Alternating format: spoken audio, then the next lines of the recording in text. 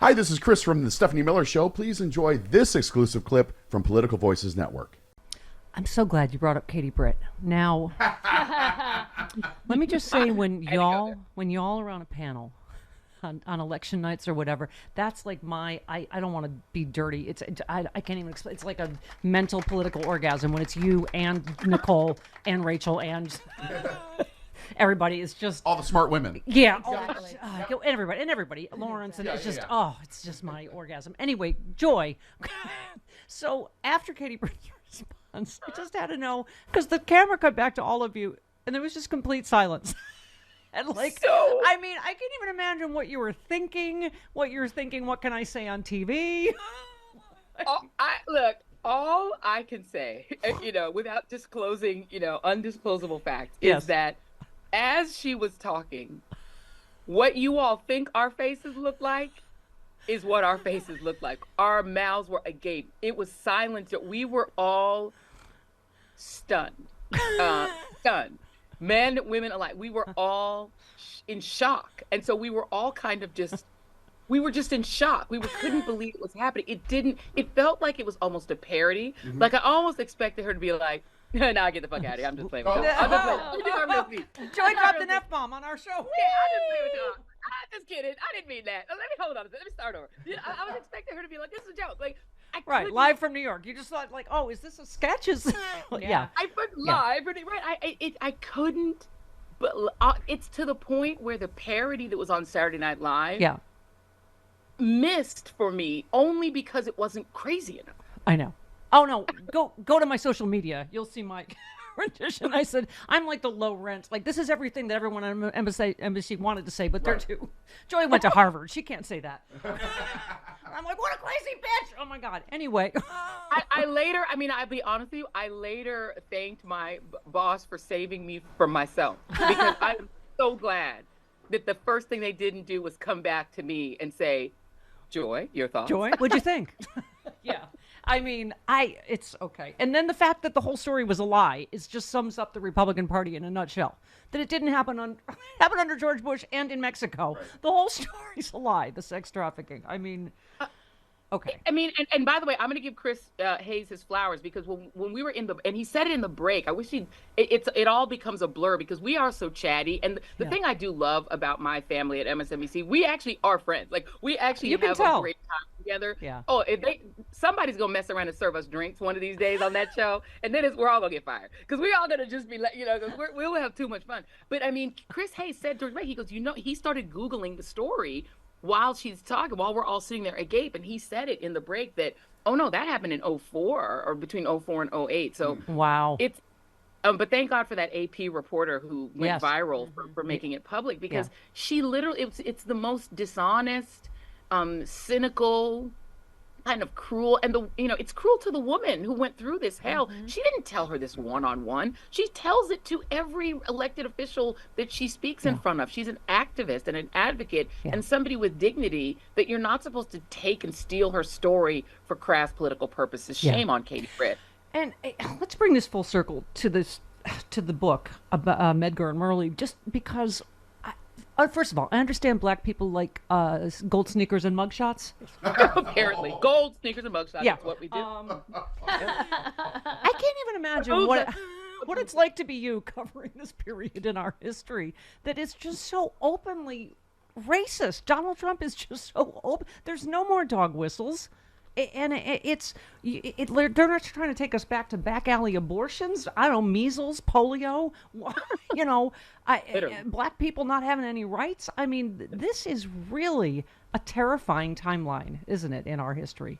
It is. And the thing is, whenever people say they're trying to take us back to the 1950s, I remind them, no, they're trying to take us back to like the 1890s through 1920. Because what the right, I call it repeal the 20th century. What the right is angry about is that what we call the American century, the century we believe was the most heroic century, not just because winning World War II and beating the Nazis, but because it was when the revolution happened for every kind of American that was that was sort of the hyphenated American, right? It is when we finally got to the point where we had child labor laws, union rights, women got the right to vote. Well, white women got the right to vote. It took another, half century for black women to get it. But we did eventually get to a Civil Rights Act, a Voting Rights Act. We got to a housing bill that made housing more reasonably affordable for people who are impoverished. We got to eventually, and it took another little few years to get to LGBTQ rights, but we made big strides toward LGBTQ equality and acceptance. You think about the 20th century, it was a revolutionary, it was the best of centuries for America. But for conservatives, it was the worst century because they had to accept Black people being integrated into society on an equal level. They had to accept things like affirmative action and Black access to elite institutions. They had to accept the idea that women could get a bank account without a man's permission, which women couldn't do until 1974. I write about Myrlie Evers Williams. When her husband died, when Medgar died, Myrlie tried to open a bank account and the bank wouldn't let her because she needed her husband's signature. And she could explain to them, well, he is dead. And therefore, I'm going to need that bank account just in my name. I mean, these are the things she was dealing with even after the death of her husband, the things women weren't allowed to do. I think about Barbara Walters and all these incredible interviews she was doing at the beginning of her career. She couldn't open a bank account. But she could be Barbara Walters. Like, that's the world they want to put us back into. I love this line, just to close, about your book. You said it's also about the higher love it took for Black Americans to love America and to fight for it, even in the state that butchered more Black bodies via lynching than any other, and that ripped apart a promise of Reconstruction with a ferocity unmatched in any other place in this fragile and fractured nation. I think you talk about Medgar being told to go to the back of the bus in his Army uniform. I mean, and so I can't imagine how you feel just watching rallies where people feel free to show up with Nazi flags, Confederate flags, and here we are. We have, go ahead. It's shocking. And I mean, the idea that Americans have such short memories and so little respect even for their own history, that it is really shocking and depressing. I mean, the idea that people would reach back to the Nazis, who, by the way, were inspired by America's treatment of Black people. The Nazis didn't inspire Jim Crow. They were inspired by Jim Crow. And when they saw the way that Blacks were treated here, they attempted to copy that with Jews in Germany. So the idea is that we were the prototype for chattel slavery. We're the only nation that ever took slavery and added to it that you breed humans like cattle. That didn't exist in any society ever.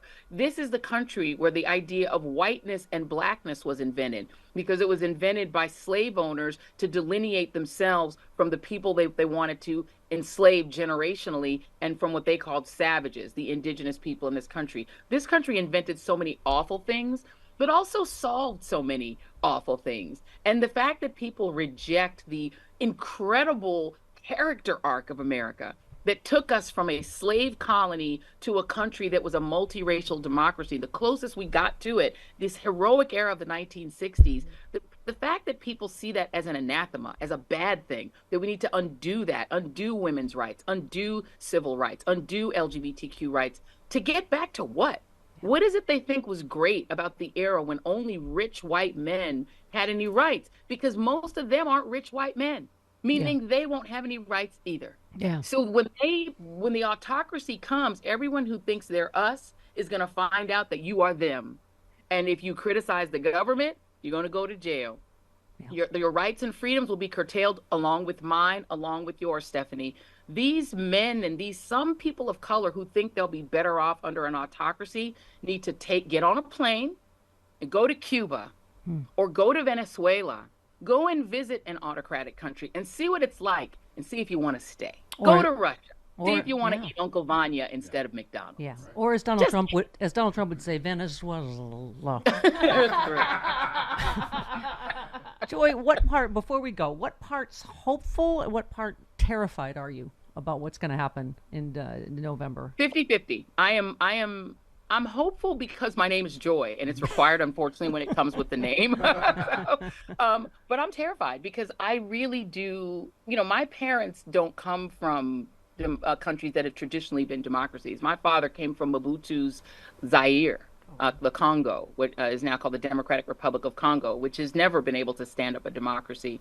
My mother's country, Guyana, much better. It is a democratic country, but at the moment, it's constantly being threatened with invasion to take its oil-rich Essequibo territory, which is where my family is from. Democracy is not a guarantee, and this is a young country. Yeah. So I think people are delusional if they think that we can keep it. We can keep it if we work to keep it. And the bottom line of this book is about love. And you sacrifice for things you love. You sacrifice for people you love. You will run into a burning building because you love your kids and they're in there. If you love this country, you need to do the minimal sacrifice, which is just vote for the people who want it to be a democracy. Joy, seriously, I don't mind that I live in my bubble. I am, let me just tell you how in my bubble I am. I'm a rom-com fan, right, Chris? You are? Okay.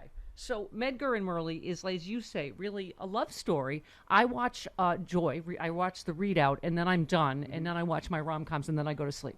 So let's talk about. I mean, this book could not be better timed, could it? And it really is, as you say, the love story that awakened America. Talk about this a little bit and where this came from in your heart. Yeah, and you know what? We just got lucky because I was so late turning my manuscript in, and I was so behind that we wound up releasing the book in February, in the love month, right? Yeah. And it also happens to be my wedding anniversary month. My husband and I wedding anniversary was the 27th of February, and it was our 27th wedding anniversary. So it's like it all was aligned for the love. Or as I call him, your super hot husband. Yeah. Yeah. It's the most beautiful couple. Like, let's not blow his head up because he's listening and now he's just going to be hard to live with. So let's just say.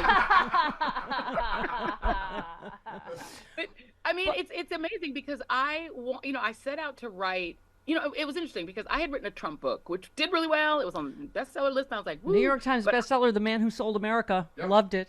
Sold America, and it did well. But I was like, I had to live in the Trump brain space for a year to do that. And that was not a healthy place to be. Yeah. And so I was like, I don't want to write another Trump book. I don't want to write about him. I want to write about something that I will actually enjoy spending 2 years delving into. And I had met, actually in LA, I had met Myrlie Evers Williams and just fell in love with her. I had interviewed her before, but never in person. So this was my first in-person interview. It was in 2018 in LA, and she came out to the LA studio, and she and Maxine Waters were on a panel. Yeah. And we all were just kikiing afterwards and chatting. And she starts talking about Medgar Evers. And I was like, Miss Myrlie, this man has been dead for almost 6 decades, and you're talking about him like a little schoolgirl. Like, she's still in love with this man. And she's like, even my second husband knew that Medgar was the love of my life. Like, he understood the assignment. And that stayed with me literally until, for years. And when it came time to think about what I would enjoy writing about, I was like, I don't think I've read a civil rights love story. I think I want to write one. I think I want to do a civil rights love story. And that's how it came about. Let me speak as a dead inside white lady. I knew about Medgar Evers like many of us did because of his tragic death. I mean, he was shot to death in his driveway in front of his wife and kids, like many civil rights leaders. But I love that you wrote about his life and her life, and that they were co-partners, because I just think that's, in the activism and all of it, how do you say this? It's just, you say, chronicles Medgar's extraordinary partnership in life and activism with Myrlie, who not only worked with him hand in hand, but became a powerful civil rights leader in her own right. I thought, boy, in the wake of Barbie and all that, this is also kind of a feminist story about, about her after, that she fought to, get justice for him and continue his work, right? Yeah, I mean, we're having this whole discussion right now. I did a whole thing on the readout the other day about the trad wife trend, and about the sort of Katie Britt sort of representing powerful women, sort of dumbing themselves down to just a housewife, and that sort of trend on the right where they want to sort of drive women back to the 1950s. Well, the actual 1950s housewives were a lot of different complex things, right? Myrlie Evers was a 1950s housewife, which meant they were responsible for all the cooking, all the cleaning, all the ironing, all the housework, taking care of the kids, making sure the kids got dressed into school on time, making sure that dinner was home when the husband got home. But also, they were the person that made it possible for men like Medgar Evers to do what they were doing. He could not have had the life of a civil rights activist had he not had his secretary who typed up all of his speeches and all of his memos. You know who that was? Myrlie. Yeah. Myrlie was Yeah. literal secretary. So she's working actually with him to do the work he's doing. When he's giving a speech, the person he's bouncing that speech off of, his chief advisor, is Myrlie. The person who is hearing his download of the hell he's going through and who knows his story better than anyone else, such that she can tell his story after he passes, is Myrlie. She's the person who can translate Medgar Evers' life to the world and who must do it because no one knows him like she does. And so the fact is, these women at the time were not just housewives. They were partners of these men, and they deserve an equal measure of the credit.